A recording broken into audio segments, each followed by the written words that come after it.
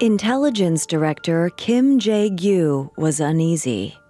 In the dining room laid the body of President Park Chung Hee, and in the bathroom his bodyguard Cha-chi Chol. Kim had killed them both. The scene outside the dining room was no better. 4 of Park's security detail had been shot in cold blood just minutes before by Kim's KCIA aides. Kim was faced with a choice. He could either stay and alert his KCIA colleagues to what had truly happened, risking his arrest. Or he could go and potentially incite a wave of change that would transform the government of South Korea. He left, dashing out of the KCIA compound in Seoul. By killing the president, he had already jeopardized his own fate. But the fate of South Korea still hung in the balance.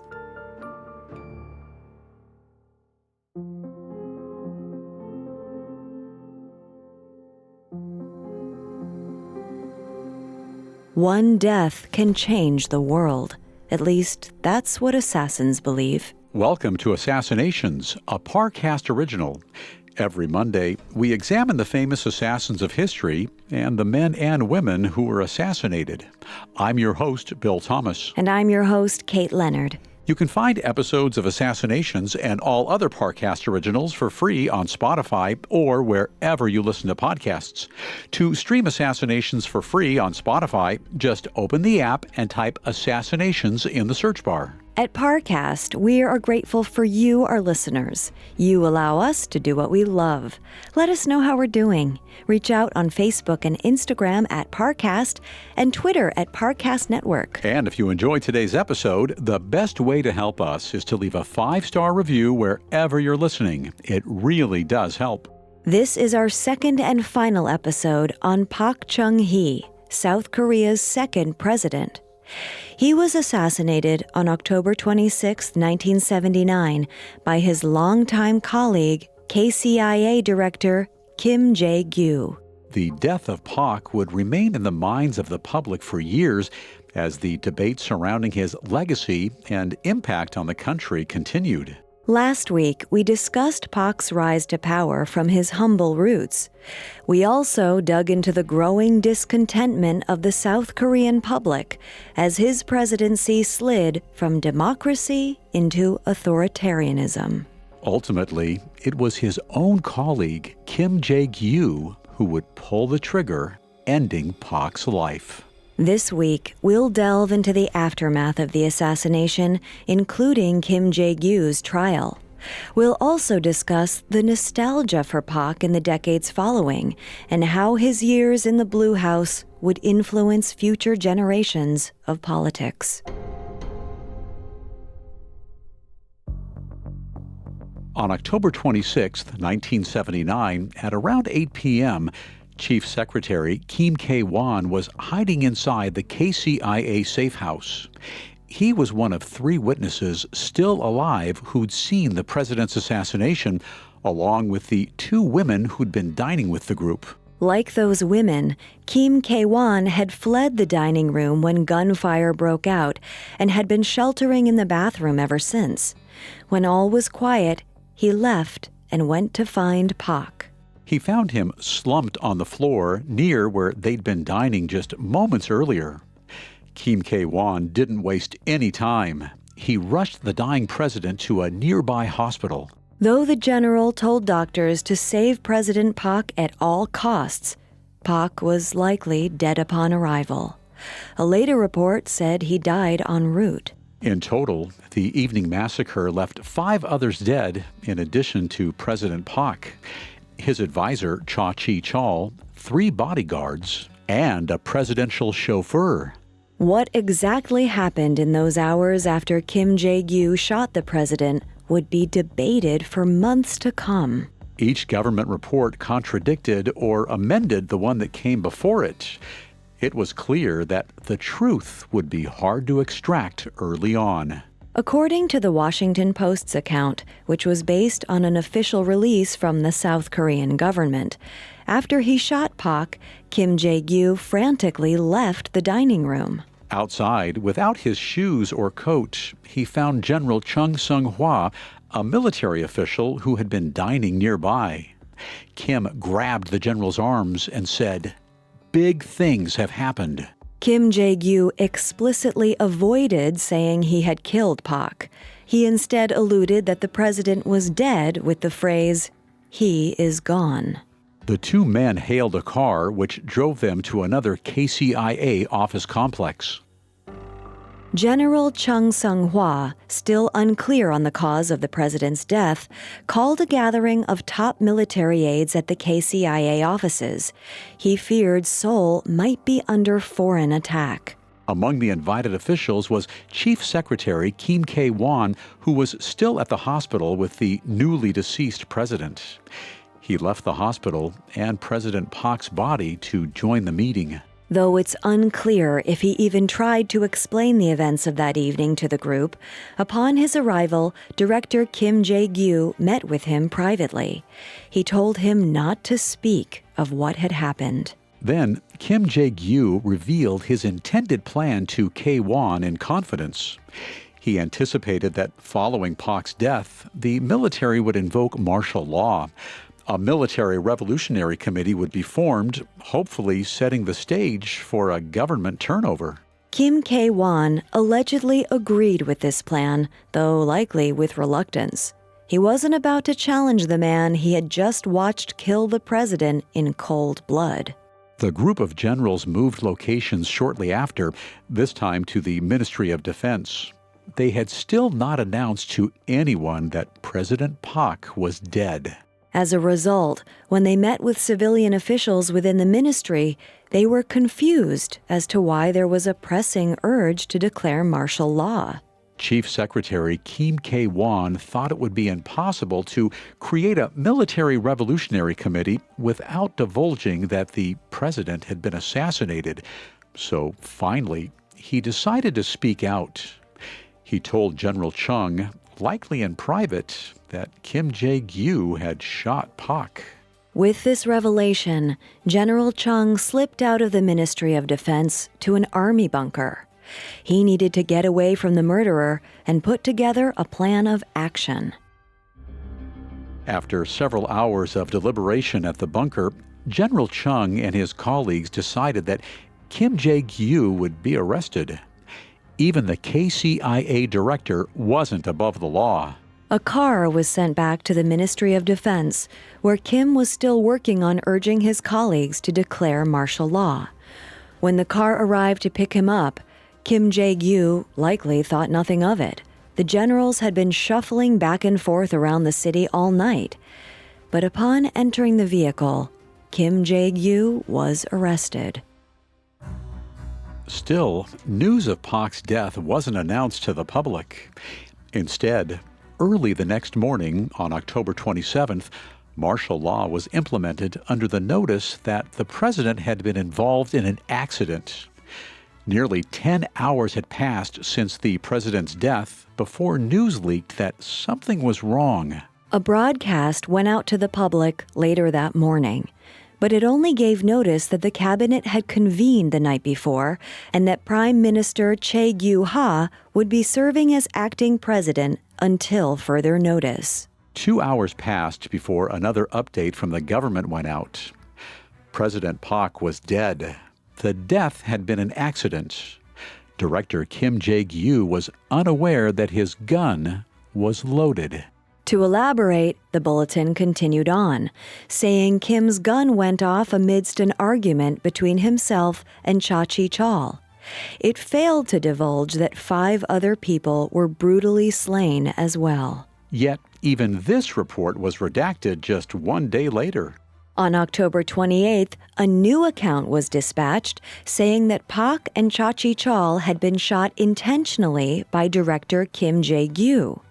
It also disclosed that 5 of Park's bodyguards had been killed by KCIA agents. The public waited anxiously for more details, but they were sparse.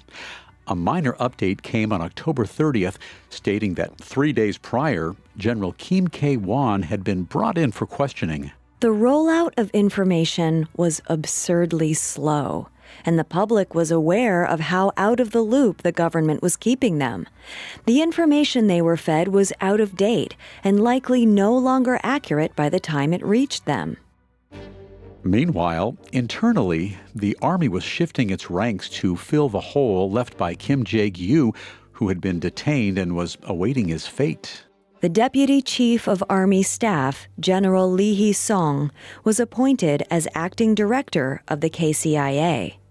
This appointment indicated that until further notice, the intelligence agency would be kept under the strict discretion of the military. Since the morning of October 27th, upwards of 12,000 troops were dispersed throughout Seoul. The martial law order expanded the public curfew and curbed unauthorized public gatherings. And most importantly, news and media outlets were brought under military censorship. Regulating what information was being released to the public would allow the government to control who knew what and when. It appeared that until they knew how to present the assassination, they didn't want any speculation on the incident, which could lead to more civil unrest. While the KCIA and Army remained mum regarding the progress of the investigation, burial arrangements began for the 6 victims. A customary brief mourning period commenced for the president. Politicians were able to go pay respects, which included opposition leader Kim Young-sam and acting President Che. The 5 slain bodyguards, including Cha Chi-chol, were originally to be buried with President Park. However, just before the funeral, the ceremony was postponed. Park's bodyguards would be buried privately. Instead, a state funeral was held solely for 61-year-old Park Chung Hee at the National Cemetery in Seoul on November 3, 1979. He was buried beside his late wife, 48-year-old Yoo Gong-soo, who had been killed just 5 years earlier by a communist assassin aiming for her husband. The mood of the funeral was somber, and attendees avoided addressing the progress of the investigation.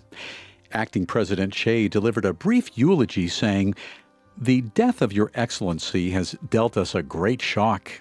However, we are coping with this state of emergency caused by the sudden loss of our leader with composure and wisdom and without unrest." 3 days after the funeral, Major General Chun Do-hwan, head of Army Security, stepped before the national press. Chun was in charge of the investigation into the assassination. As he addressed the media, the picture finally started filling in. General Chun Do-hwan confirmed that Kim Jae-gyu had been contemplating an assassination attempt long before the night of the murder. Furthermore, his press conference brought 3 critical facets of the assassin's motive to light. According to Chun, the first was that Kim Jae-gyu was becoming increasingly jealous of Cha Chi-chol. The bodyguard was one of Park's closest advisors and confidants.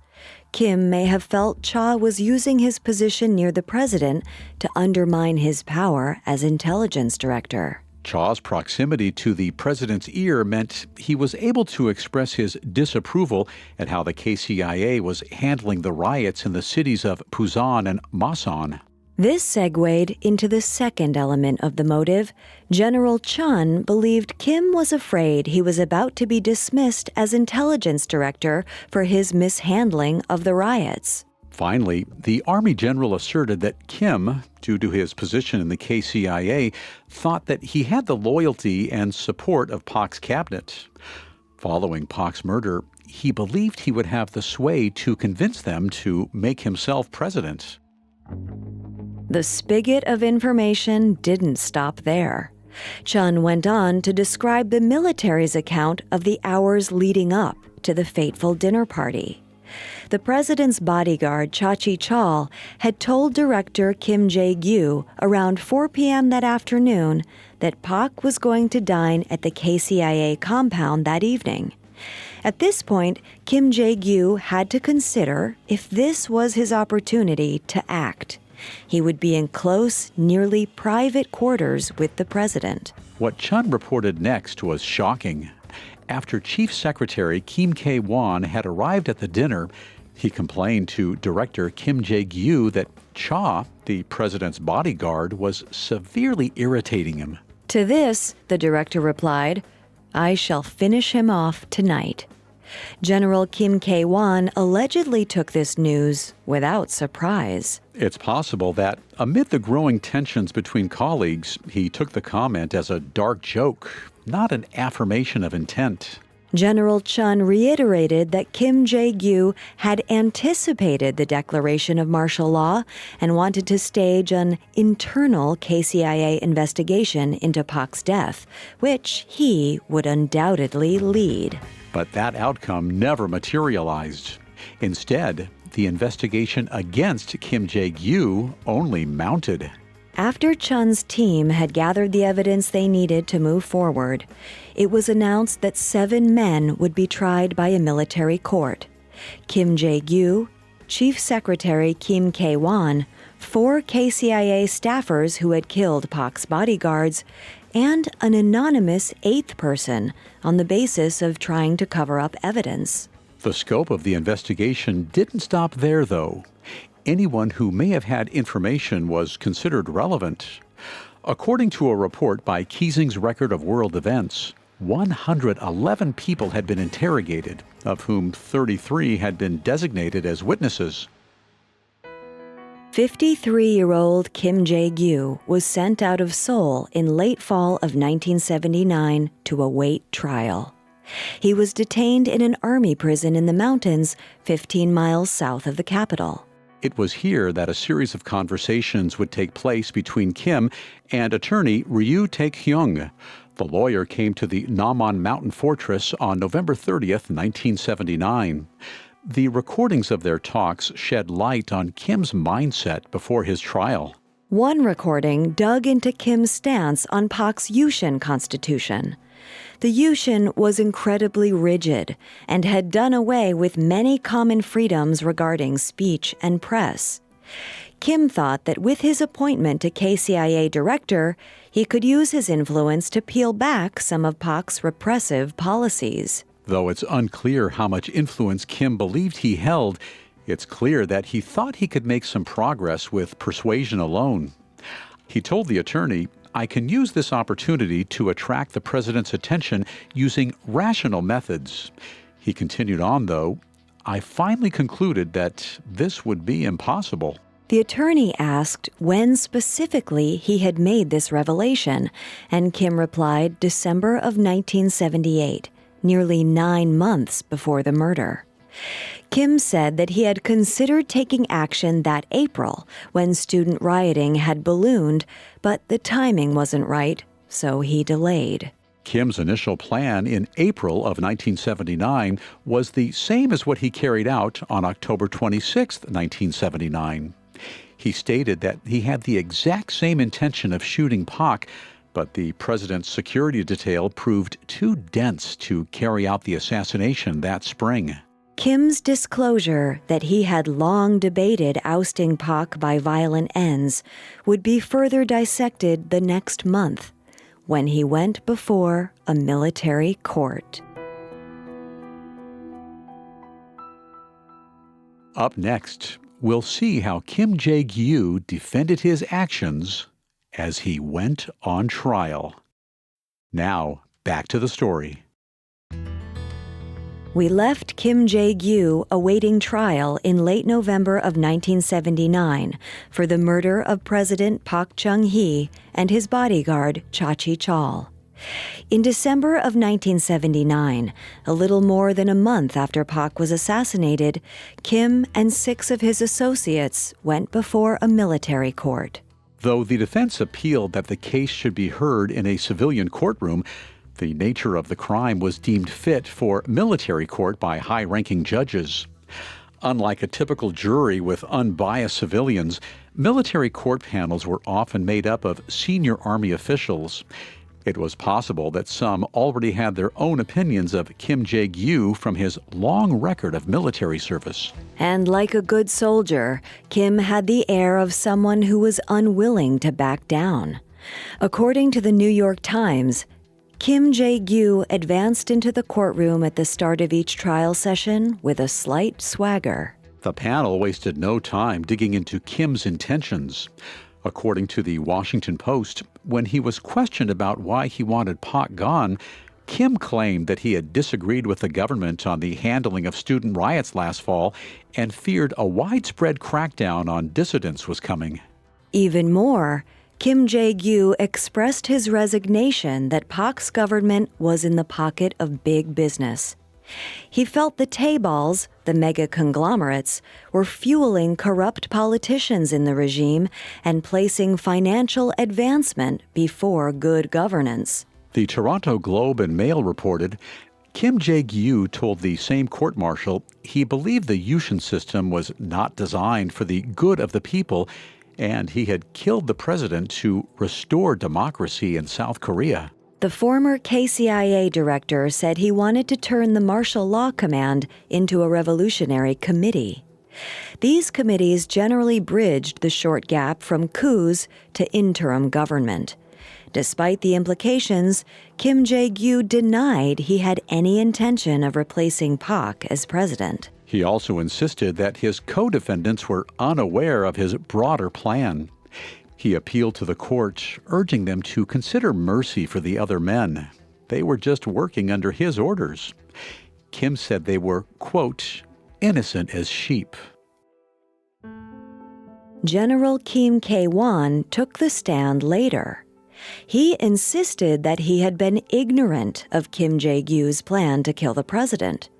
He further claimed that director Kim Jae-gyu had been undoubtedly loyal to Park. The director had, quote, worked hard to protect Park's Yushin system, even though he personally opposed it. It's unclear why Kim K-won was so defensive of the assassin, though perhaps he believed vouching for their shared loyalty to Park would bring them both merciful sentences. After hearing each of the accounts of the men accused, the military court was left to deliberate. They returned with their verdict on December 20th, 1979.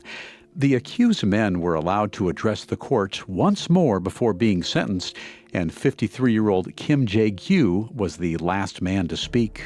He stood with his shoulders back, as if to prove he was not pleading. "I am happy to have found good cause for death," he said. "I do not want to beg for my life." He went on to thank those in attendance, directing his words toward his defense attorney and the panel of court-martials.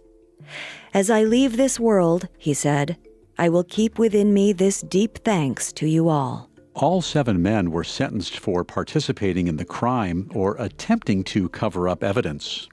Kim Jae-gyu took his sentence of double murder and treason with impassive composure, according to a Toronto newspaper. The verdict was read with strident clarity. He would face the death penalty. The rigidity of the sentence made clear that the acts incited by Kim contributed to a vicious circle of violence, a circle that would not be tolerated. Whether it was coincidence or purposeful, the day of Kim Jae-gyu's sentencing fell on the exact same day that 5 years earlier, Moon Se-gwang was executed for killing First Lady Yoo Gong-soo in 1974. 6 of the 7 men were given time to go through the appeals process before the sentence was carried out. Only 1 was successful. Kim K-won was initially sentenced to death, but his appeal amended his sentence to life in prison. The South Korean Supreme Court confirmed the fate of the other men on May 20th, 1980. They, too, would be sentenced to death. 4 days later, Kim Jae-gyu and 4 of his KCIA agents were hanged in Seoul. The timing of the hanging has been subject to analysis in later years by academics. Nearly 5 months passed between Kim's sentencing and execution. Reporter Donald Kirk observed that the new leadership likely wanted to use Kim as leverage to quell unrest. Lieutenant General Chun Doo-hwan appeared to have timed the execution to serve as an example to those who were attempting to defy authority. The new leadership following Park's assassination hadn't subdued the widespread civilian protesting, especially amongst students.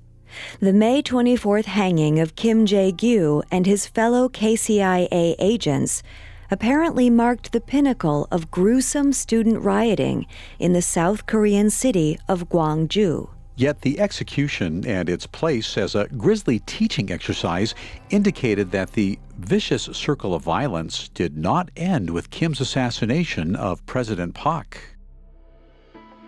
Prime Minister turned President Chae Gyu-ha would remain in office for 1 year following Park's death. He was quick to undo many of Park's strident rules, including repealing the bans on criticizing the Constitution. The release of opposing politicians from house arrest soon followed. But despite his attempt to loosen the strongman's grip, Chae was subject to the larger military infrastructure already in place. General Chun Doo-hwan, who ran Park's assassination investigation, had alliances throughout the presidential cabinet. Chun used these relationships to secure the position of KCIA chief in April of 1980, taking over Kim Jae-gyu's former position. He then proceeded to declare martial law and stage a coup, which led to violent riots. President Chae resigned in August of 1980, and Chun assumed the presidency. Chun's 8-year tenure returned the country to dictator-like standards.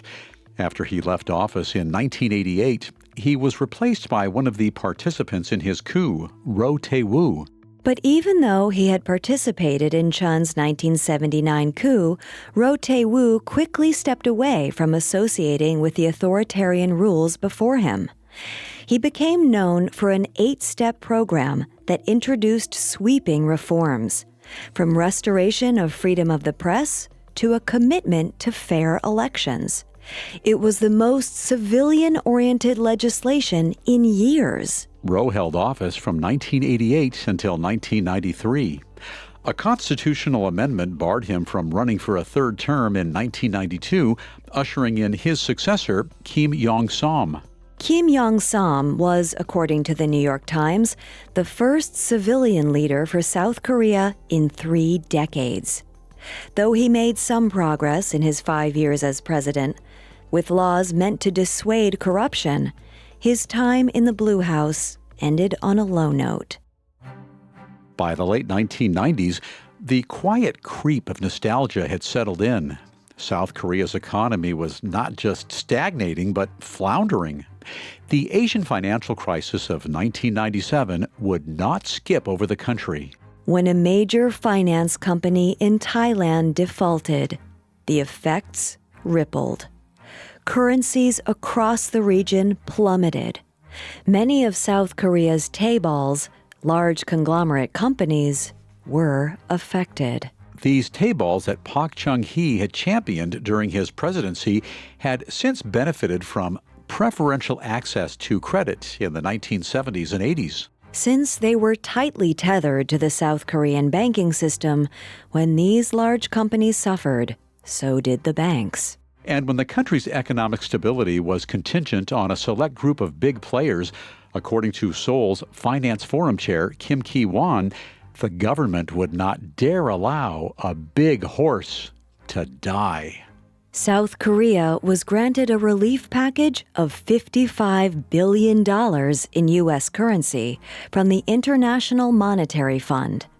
According to the New York Times, at that time, the loan was the largest international economic rescue ever. Though it prevented the country from falling into default, the next 5 years would necessitate sweeping reforms to the country's financial institutions and regulatory bodies. The turbulence that came with these reforms was felt by South Koreans in their wallets, jobs, and investments. The instability of South Korea's economy left the country yearning for better times, like the lucrative days under President Park Chung Hee. As recently as 2010, nearly 30 years since Park was killed, surveys have been conducted about his success and legacy as a politician. The Korea Democracy Barometer 2010 reported that 34% of the respondents selected Park's regime as the best government since the 1960s. The continued reverence for Park appears to stem from his near miracle-like transformation of the country's economy. Woo Jin-kang noted in his 2016 paper that many respect him as the architect of the Korean model of economic development. When the public was wishing for leadership that could stimulate a booming economy, they latched onto this specter of history. The flourishing economy, even if it occurred under authoritarianism, prompted citizens to look back on Park's presidency with a forgiving eye. More so, older South Koreans were aware that countries with similar origin stories didn't enjoy the surplus that their nation did in the heyday of the 60s and early 70s. In The Rise of the Strong Man's Daughter, political scientist Hyung Min Joo used North Korea as a foil to explain the uniqueness of the South's situation. Quote, "The economic success of the Park Chung Hee era can be best understood when compared to the experience of North Korea. There was no substantial difference in their ethnic, linguistic, religious, historical, and cultural heritages." The two countries were neck and neck in terms of economic prosperity before the Korean War. Yet 20 years later, the South's gross national product had eclipsed the North's by nearly double. But this incredible boom wasn't the work of Taeballs alone. It was a growth fueled by constant encouragement. Park's rousing declaration that he wanted the people of South Korea to live a better life was appealing, and the economy was the vehicle that would get them there. This sentiment resounded with hard-working Koreans who, despite their best efforts, had often been subject to governance that left them without the means to live better. Park's economic plan was no small call to action, and it necessitated strong and consistent leadership.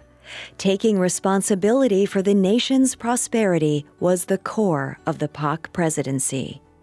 This style, called CEO leadership, consists of a ruthless pursuit of a shared goal: economic growth at any cost. There was a chance of democratic practices falling by the wayside, but that was something that Park accepted without apology. And for many citizens who lived through it, the ends justified the means. But the lack of true democracy in the Park regime has been a sticking point with many observers as it goes against a common trend. In theory, the modernization of countries often ushers in further democratization. However, with Park, his modernization effort actually eroded the country's freedom. Instead, it was the progressive liberals who fought hard against a dictatorship and finally democratized the country. It seemed that the passage of time since the Park years had led some citizens to gloss over the brutality of his regime. Their nostalgia didn't stop with economic policies either. In 1999, plans for the Park Chung Hee Memorial Hall were announced. Naturally, the project fell under wide public scrutiny. It seemed especially odd that the president at the time, Kim Dae-jung, was leading the project. He had long been a political rival of Park. Not only had Kim Dae-jung lost the presidential election to Park in 1971, but he was brutally beaten and placed under house arrest during the Park regime. But Kim Dae-jung's reputation as an advocate of peace preceded him, and despite opposition, the project continued. In 2001, the initiative received the equivalent of over $17 million from the South Korean government to build a 3-story hall in Seoul in Park's honor. However, when a more liberal administration took over the presidency, it refused funding for the hall. The project became embroiled in a legal battle. Construction finally began in 2009, and it was completed in early 2012. But its completion didn't indicate the end of the debate. The building was a tangible manifestation of the disagreement between South Koreans on Park's legacy. Some civic groups denounced it as a library built with taxpayers' money with books and other materials related to dictator Park Chung Hee. More optimistically, others countered that it had the potential to educate younger generations on the country's rise to modernity under the late president.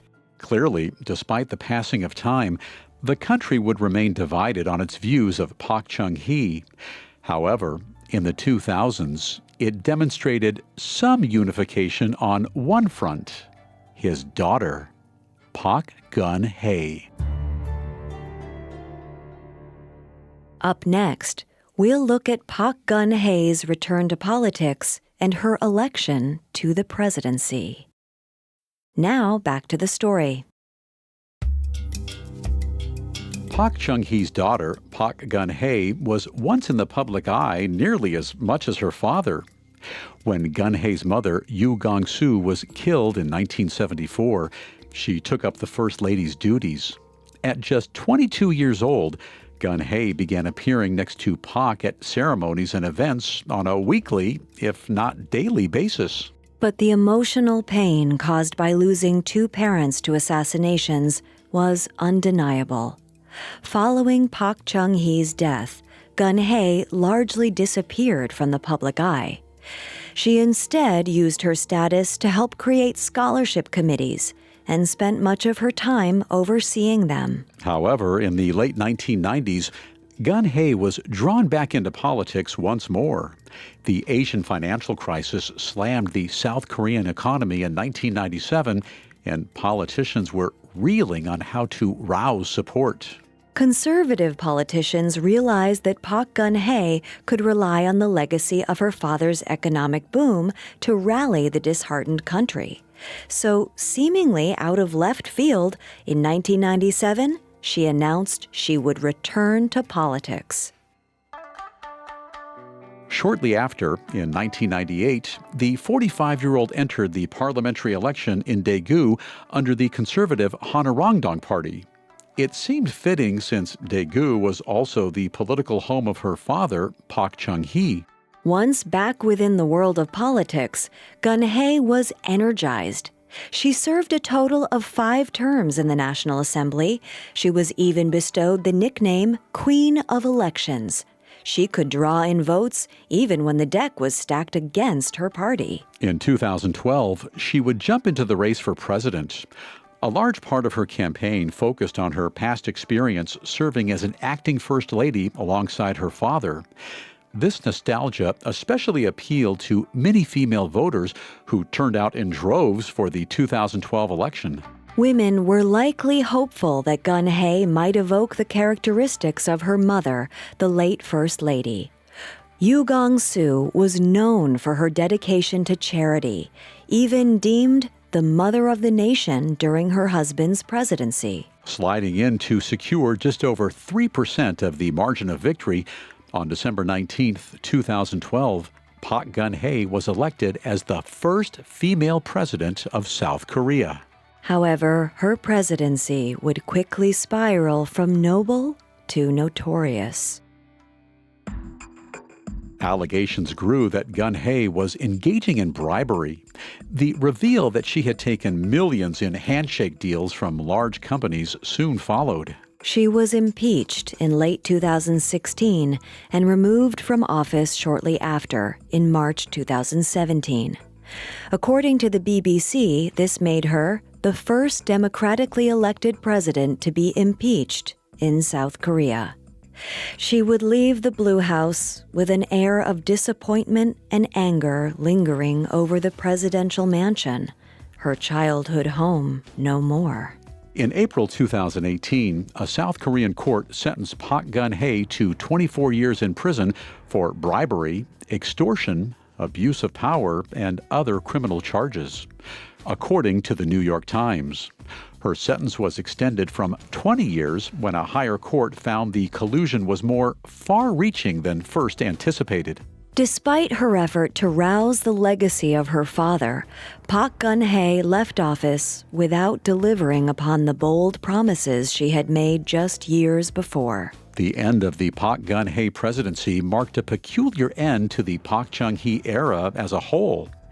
Without the legacy her father created, Chung Hee likely would have never returned to the political sphere in the first place. But the memory of rapid growth under Park Chung Hee set up an expectation for Chung Hee's potential that she never rose to meet.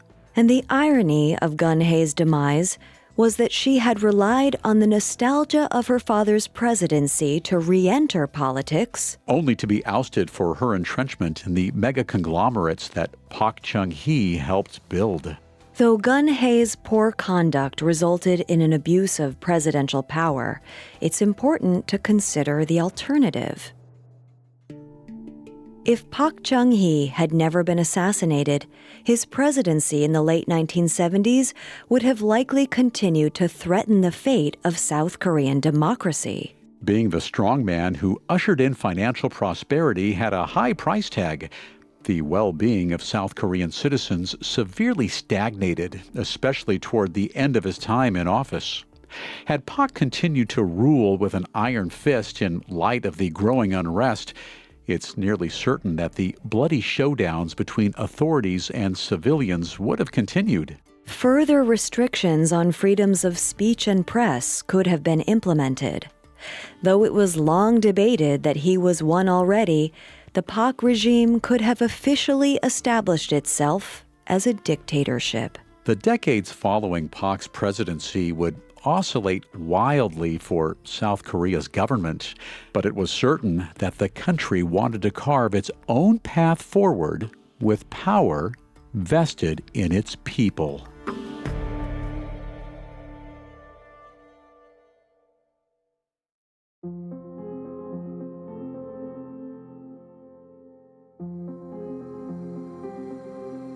Thanks for listening to Assassinations. We'll be back Monday with a new episode. You can find all episodes of Assassinations and all other Parcast originals for free on Spotify. Not only does Spotify already have all of your favorite music, but now Spotify is making it easy for you to enjoy all of your favorite Parcast originals, like Assassinations, for free from your phone, desktop, or smart speaker. To stream Assassinations on Spotify, just open the app and type Assassinations in the search bar. And don't forget to follow us on Facebook and Instagram at Parcast and Twitter at Parcast Network. We'll see you next time. Assassinations was created by Max Cutler and is a Parcast Studios original. Executive producers include Max and Ron Cutler, sound design by Dick Schroeder, with production assistance by Ron Shapiro, Carly Madden, Freddie Beckley, and Joel Stein. This episode of Assassinations was written by Mackenzie Moore, with writing assistance by Kate Gallagher, and stars Kate Leonard and Bill Thomas.